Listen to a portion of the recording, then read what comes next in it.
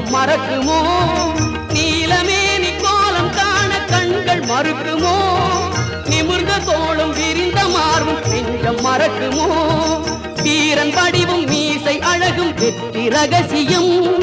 வீரன் வடிவும் மீசை அழகும் வெற்றி ரகசியம் அவர் பாரத போர் நடத்தி வைத்த யுக்தி அதிசயம் அது முக்தி ரகசியம்